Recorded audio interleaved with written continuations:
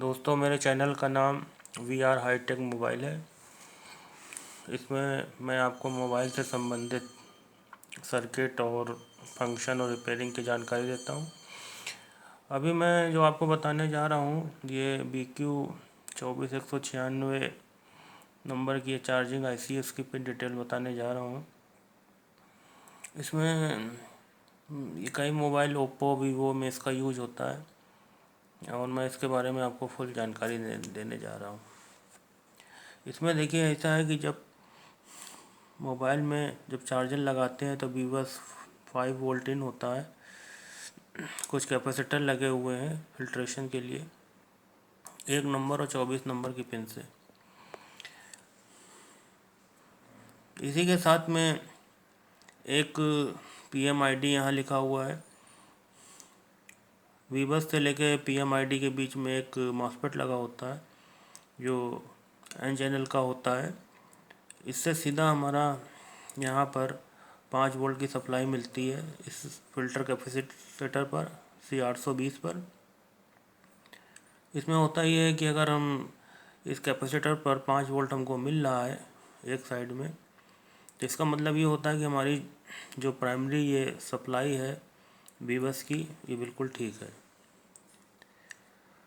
उसके बाद दोस्तों, यही जब ये PMID हमारी लाइन ओके होती है तो यहाँ पर HW नाम की 2 पिन है स्विचिंग के लिए।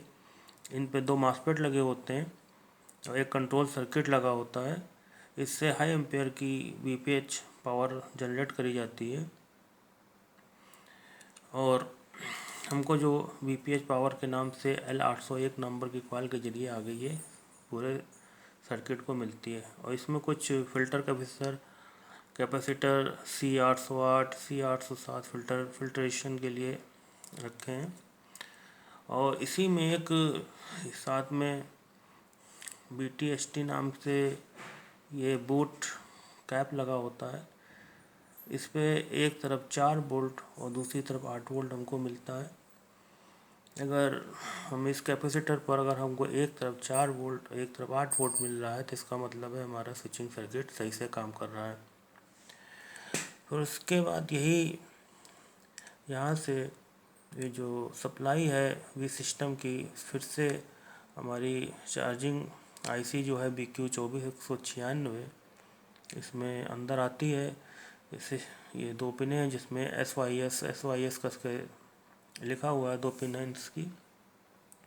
यहाँ से आप अगर देखना चाहें तो इसमें आप देख सकते हैं कि इसका पिन नंबर क्या है। ये 1 हो गई, 2 3 4 5 6 7 8 9 10 11 12,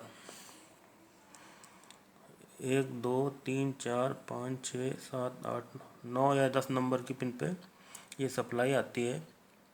इसी से हमारी सप्लाई VBAT की बनती है जो कि आगे ये देखिए बैटरी चार्जिंग के लिए जाती है। इस पर भी एक फ़िल्टर कैपेसिटर C804 लिखा हुआ है।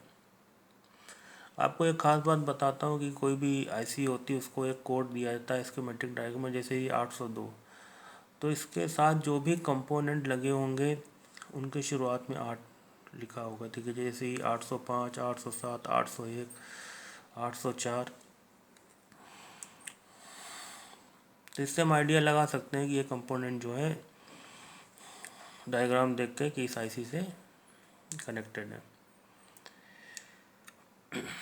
कभी कभी ये होता है कि हम लोग चार्जिंग करते हैं, स्लो चार्जिंग होती है, फेक चार्जिंग होती है, या तो फिर इसके अंदर का जो ये स्विचिंग सर्किट सही से काम नहीं करता, या फिर ये C804 ये जो कैपेसिटर है ये हो सकता है लीक हो जाता हो, तो उस वजह से ये फेक चार्जिंग की समस्या आती हो।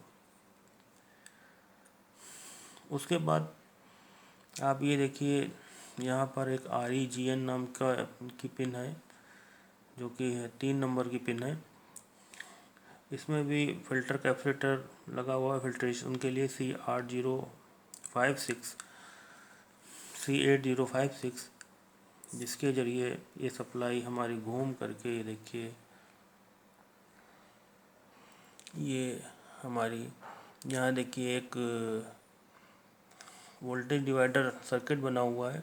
इन दोनों रेजिस्टेंस की वैल्यू सेम होती है और आरईजीएन लाइन पे जो हमारा है 5 वोल्ट आता है और यहाँ जस्ट हाफ हो जाता है, जिससे कि हमारी ये TS2 TS1 नाम की पिन पे जाता है।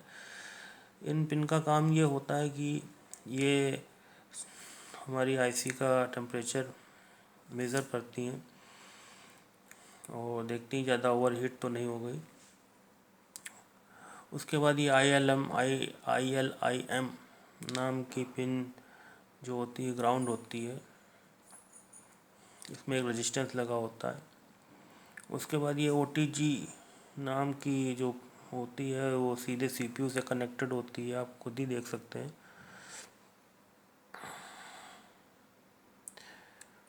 जिसको वीबैट सप्लाई मिलती है R808 के ज़रिए, रेजिस्टेंस के ज़रिए। और जैसे कि हम मोबाइल में पेन ड्राइव लगाते हैं सब, तो उसमें ये काम आती है। और मैं आपको और पिन डिटेल की जानकारी देना चाहता हूँ।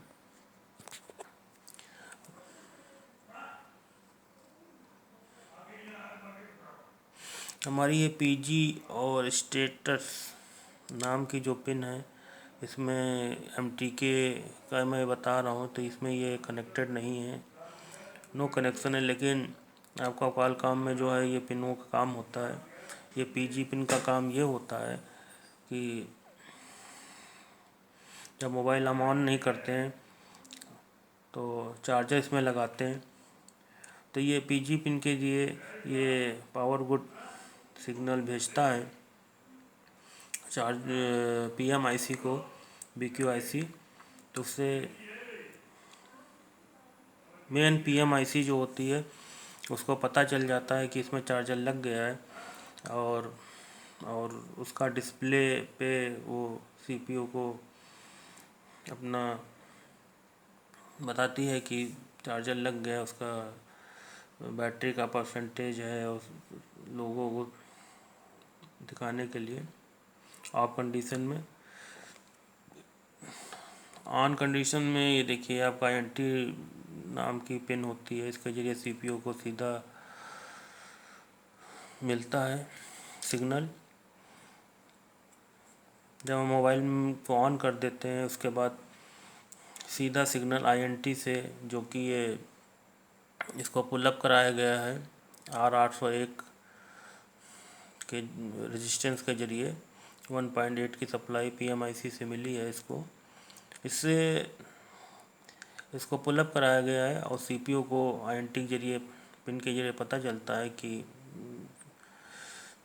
फ़ोन ऑन है और उसमें आपका चार्जर लग गया है। PG का काम तब होता है जब फ़ोन ऑफ होता है और INT का काम तब शुरू होता है जब फ़ोन ऑन करके हम चार्जर लगाते हैं। यही बैटरी की लाइन आगे जाके फ्यूल गेज IC में जाती है, जहाँ पर आइस एंड बैट सेंस और थर्मल लाइनेस की जनरेट होती हैं फ्यूल गेज IC से। इसका सर्किट हम आपको बाद में बताएंगे। और इसमें देखिए HDA SCL नाम की जो पिनें हैं इनको भी पुलअप कराया गया है और ये भी CPU में जाती हैं पिनें। इनसे जानकारी पूरी IC की मिलती है CPU को। और ये CE मतलब होता है चार्जिंग इनेबल। ये भी एक GPIO सिग्नल होता है, बहुत सारे GPIO सिग्नल होता है जिससे हमारा CPU पूरे सर्किट को कंट्रोल करता है, कब उसको ऑन करना है। कोई एरर मिलता है तो उसको ऑफ कर देता है GPIO सिग्नल के ज़रिए। और ये आपका पुल डाउन रजिस्टर में लगा हुआ है R802। और ये जब हमारी चार्जिंग होती है तो ये लाइन पे लॉजिक 0 होता है। और अगर हमारी इस IC में बाय द वे कोई दिक्कत होती है, कहीं पर कोई प्रॉब्लम आती है चार्जिंग में, कोई लाइन में, तो तुरंत ही CPU इस चार्जिंग इनेबल पिन को हाई कर देता है। चार्जिंग इनेबल पिन को हाई कर देता है और चार्जिंग रुक जाती है। बाकी ये PGND नाम की 2 पिनें तो ग्राउंड हैं हमारी।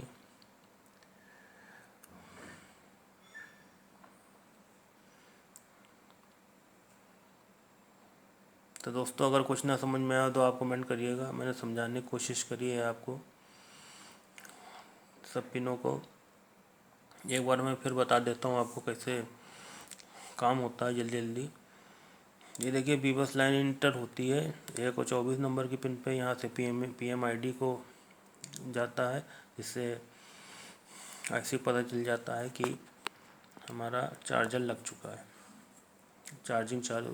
तो इसमें स्विचिंग की प्रोसेस शुरू होता है। इसमें 2 मॉसफेट लगे होते हैं कंट्रोल सर्किट के जरिए। हाई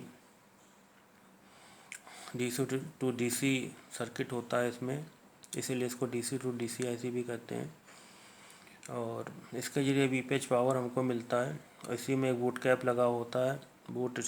इस बूट स्ट्रैप नाम की पिन पे एक तरफ 4 और एक तरफ 8 वोल्टेज इसमें आता है।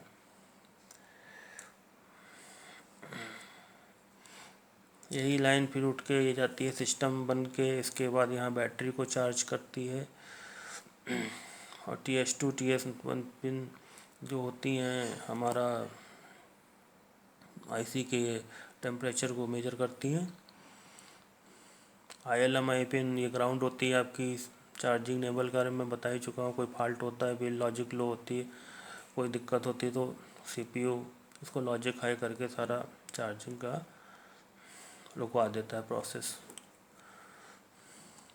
INT लाइन तो आपको बता ही चुका हूँ। जब हम फ़ोन ऑन करते हैं और चार्जर लगाते हैं तो इससे ये एक सिग्नल जाता है CPU को, जिससे पता चलता है CPU को कि हमारा चार्जर लग गया, उसका परसेंटेज है और चार्जिंग है, सब वो दिखाता है स्क्रीन पे।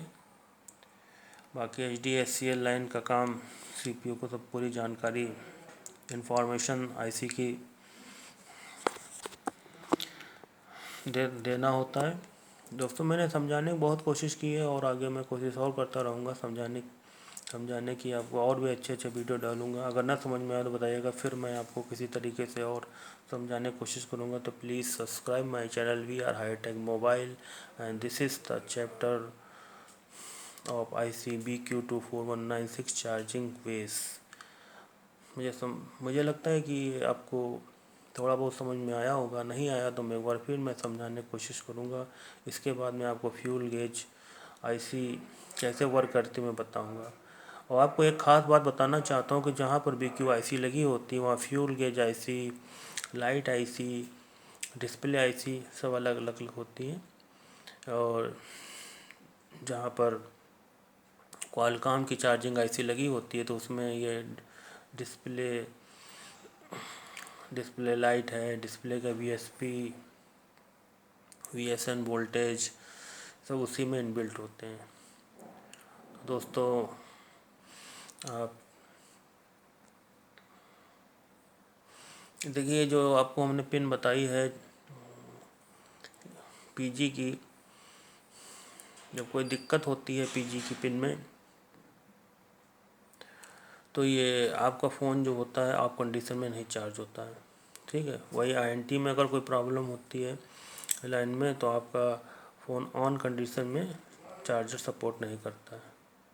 बाकी की जानकारी मैं आगे देता रहूँगा। प्लीज़ देखिए और सब्सक्राइब करिए VR High Tech मोबाइल को। Thank you very much.